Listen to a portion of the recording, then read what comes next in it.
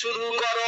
দিলের মধ্যে আজকের শান্তি নাই, শান্তি দিলের মধ্যে আনতে গেলে আলা বিযিকরিল্লাহি তাতমাইন্নুল কুলুব। 13 পারা সূরা রআদের মধ্যে আল্লাহ পাক শোনাচ্ছে, তোমার অন্তরাত্মায় শান্তি নাই, পকেটে পয়সা আছে, বাড়ি সুন্দর বিবি আছে, ঘর জমি জায়গা টাকা পয়সা কিছুর অভাব নাই, কিন্তু তুমি শান্তি বলে জিনিসটা নাই। এই শান্তি ফিরিয়ে আনতে পারে, তোমার অন্তরে শান্তি দেবে আল্লাহর জিকির, সুবহানাল্লাহ, আলহামদুলিল্লাহ, লা ইলাহা ইল্লাল্লাহ, আল্লাহু আকবার, সুবহানাল্লাহি ওয়া বিহামদিহি, সুবহানাল্লাহিল আযীম। অধিকাংশ সময় নীরবে নির্জনে বসে বসে আল্লাহ আল্লাহ জিকির করবে, সুবহানাল্লাহ জিকির হবে, আল্লাহর নামে জিকির হবে, মুখে জবানে কালেমা জারি থাকবে। যে সূরাগুলো মুখস্থ আছে বসে বসে বেশি করে পড়বেন, অন্তরে শান্তি এনে দেবেন কে? গান বাজনা, ফাংশন, থিয়েটার, এগুলো আমাদের ঈমান শেষ করে দেয়। এইগুলোর প্রতি আমরা ব্যস্ত। হায় হায়, 1 জানুয়ারি কি জানোয়ারদের মতো অবস্থা হয়ে গেছে। মুসলিম ছেলেগুলি, মুসলিম ছেলেগুলি, মুসলিম মেয়েগুলি, 10টা ছেলে 8টা মেয়ে। কোন মেয়ে? 16 বছর 17 বছরের মেয়ে। আমাদের মাগুলো বলছে, যা যা যা, তোদের কলেজের ছেলে একসঙ্গে পড়াশোনা করছে, একটু বন্ধু বান্ধব কি আছে, একসঙ্গে পড়াশোনা করে একটা ছেলের কাছে একটা মেয়ে ছেড়ে দিচ্ছে, 18 বছরের মেয়ে, দিয়ে বলছে তোদের বন্ধু বান্ধব, যা দীঘায় ঘুরে আসবে, যা বকখালি যা, সুন্দরবনে যা, গ্যাংটক যা। আপনার মধ্যে যদি কমন বাদ দিয়ে সেন্সটা থাকে, কমন সেন্সের শুধু যদি সেন্স থাকে, তো আপনারা বলুন, হাঁড়ির মধ্যে 1 কেজি মাছ রান্না করা আছে, গরম গরম চকচকে মাছ বা চিংড়ি, গরুর মাংস, আর বিড়াল রান্নাঘরের আশেপাশে বলছে ম্যাও ম্যাও। গ্রিলটা খুলে দিলাম, দিয়ে হাঁড়ির উপরের যে ওটা কি বলে ঢাকনা, ওটা সরিয়ে দিলাম, একটা দস্তরখান বিছিয়ে দিলাম, দিয়ে বাইরে বোর্ড মেরে দিচ্ছি, বিড়াল সাহেব আমার হাঁড়ির মধ্যে খাবার খাওয়া নিষিদ্ধ, যদি খাও আইন অনুসারে ব্যবস্থা নেওয়া হবে বিধি কর্তৃপক্ষ। শুনতে পাচ্ছেন? শুনতে পাচ্ছেন? বক্তব্য কিন্তু খুবই গুরুত্বপূর্ণ কথাগুলো আমি বলছি আপনাদের সামনে, হয়তো সুদ দিচ্ছি না বলে অনেকের মনটা উসুস করছে। শুনে রাখেন, বিড়ালের সামনে হাঁড়ি খুলে দিয়ে বাইরে সাইনবোর্ড দিলে, সাইনবোর্ড পড়ে বিড়াল তওবা আস্তাগফার 100 বার পড়ে একদম তাওবাতান নাসুহা করে সোজা বাড়ি গিয়ে আল্লাহুম্মা বিসমিকা বলে শুয়ে পড়বে, তাই তো? শুধু খাবে? চেটে খাবে, চেটেলে মন্টু খাবে না, খাবে না। যাওয়ার সময় বলবে আলহামদুলিল্লাহ, আল্লাহ বাড়িওয়ালার হায়াত আরো 300 বছর বাড়িয়ে দাও। বলবে না? বলবে না? আমাদের মাগুলো মেয়েগুলো ছেড়ে দিয়ে রেখেছে, একটাও শাসন নাই। আর কোরআন কি বলছে? ওয়াকালাল্লাযীনা কাফারু রাব্বানা আরিনাল লাযাইনি আযাল্লানা মিনাল জিন্নি ওয়াল ইনস নাজআলহুমা তাহতা আকদামিনা লিয়াকুনা মিনাল আসফালিন। 24 পারার একদম 19 পৃষ্ঠায় দেখবেন উপরে 29 নম্বর আয়াতে হামিম সিজদা, সুন্দর করে আল্লাহ একটা রেড সিগন্যাল দিয়ে দিয়েছে। কি সিগন্যাল বলুন? জোরে বলেন। অপরাধী লোকগুলি যখন সামনে জাহান্নাম দেখবে, ছেলে বলবে আল্লাহ, ওগো আল্লাহ, আমি মদ খেয়েছিলাম, জিনা করেছিলাম, গান শুনেছিলাম, ফ্রি ফায়ার খেলেছি, পাবজি খেলেছি, লম্পটদের মতো চুল কেটেছি, শয়তানের মতো জিন্সের ফাটা প্যান্ট পরেছি, বাড়ির পাশে মসজিদ থেকে গান শুনেছি, আমার আব্বা আমার তো একদিনও জাহান্নামের কথা বলেনি। সেদিন ছেলে বলবে, আল্লাহর সামনে বলবে, আল্লাহ ওই বাপকে দেখে দাও, কোথায় সে বাপ, কোথায় গেল, কোথায় গেল আমার বাপটা দেখিয়ে দাও। আল্লাহ বলবে, দেখ ওই যে আসছে মালটা, দেখ ওই দেখ। বলবে বাপ এদিকে এদিকে, তুই এত বড় ক্ষতি আমার করতে পারলি?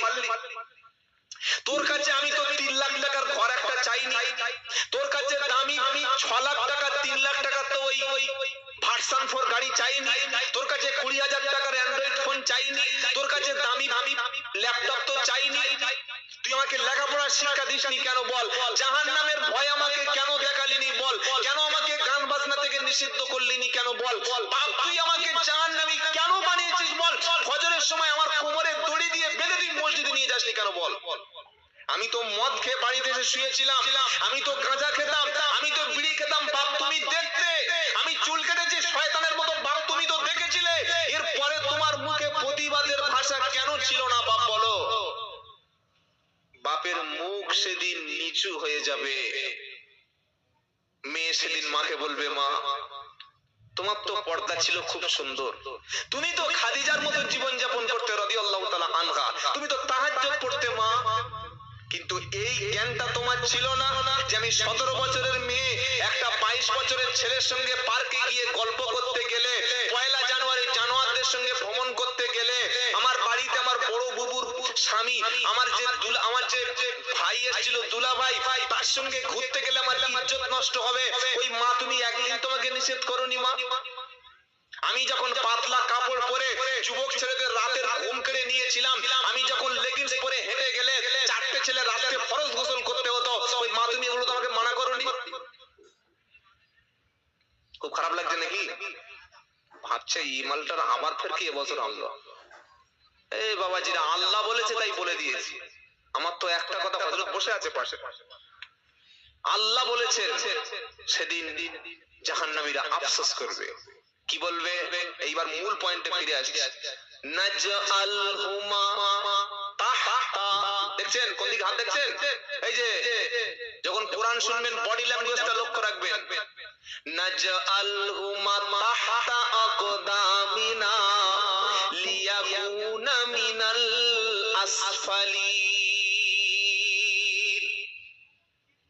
ছেলে আর মেয়ে বলবে, আল্লাহ যখন আমাদের ফায়সালা জাহান্নাম হয়েই গেছে, কি করা যাবে? আমরা তো জাহান্নামে যাব, এখন তো উপায় নেই।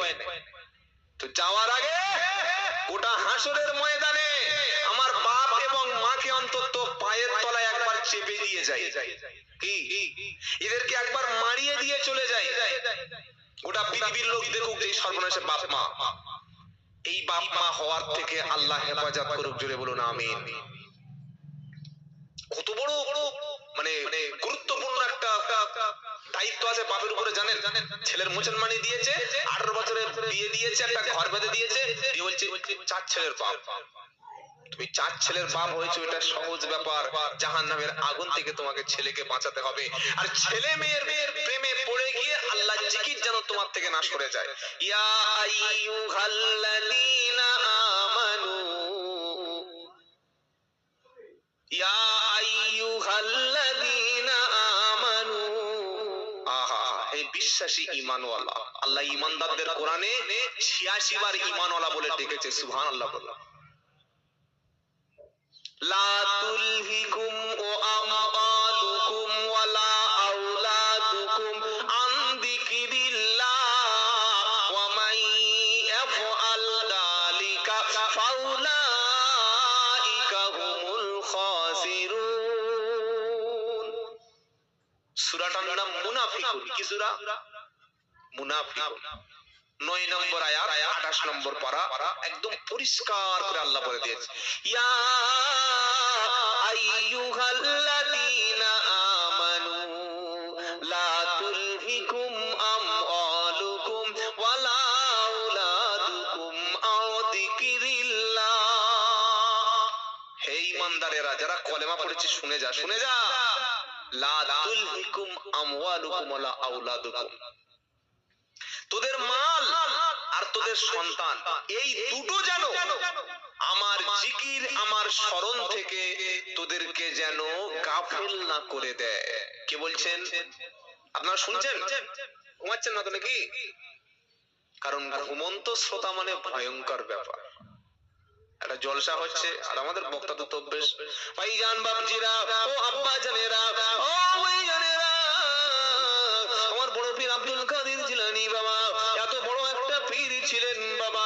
উনি, ওনার নামটা যদি কোন মুরিদ যদি বাবা বিনা উজুতে বড় পীরের নাম একবারও যদি নিতেন বাবা, সঙ্গে সঙ্গে তার গায়ের পশম গুলি কেটে পড়ে যেত। জোরে বলে হযরত অবস্থা দেখ। এটা বড় পীরের আব্দুল কাদের জিলানী রহমাতুল্লাহ আলাইহি কত বড় ওলি ছিলেন জানেন? সবচেয়ে বড় পরিচয় তিনি একজন বড় মানে আলেম ছিলেন। আলেম ছাড়া পীর হওয়া যায় না।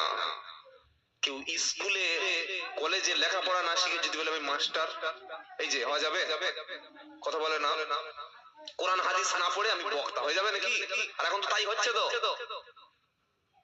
মসজিদে ইমাম সাহেবের জন্য একটা আলাদা জায়গা আছে না নেই? সেক্রেটারি বলছে 15 বছর সেক্রেটারি, 6টা সূরা মুখস্থ পাকা। ইমাম সাহেব আসতে দেরি করেছে, মাল ভিতরে চলে গেছে। আল্লাহু আকবার।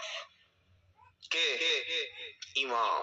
সেক্রেটারি ইমামতি করতে গেছে, প্রথম রাকাতে পড়েছে সূরা ফাতিহার পরে কুল আউযু বিরাব্বিন নাস মালিকিন নাস ইলাহিন নাস মিন শাররিল ওয়াসওয়াসিল খান্নাস আল্লাযী ইউওয়াসউইসু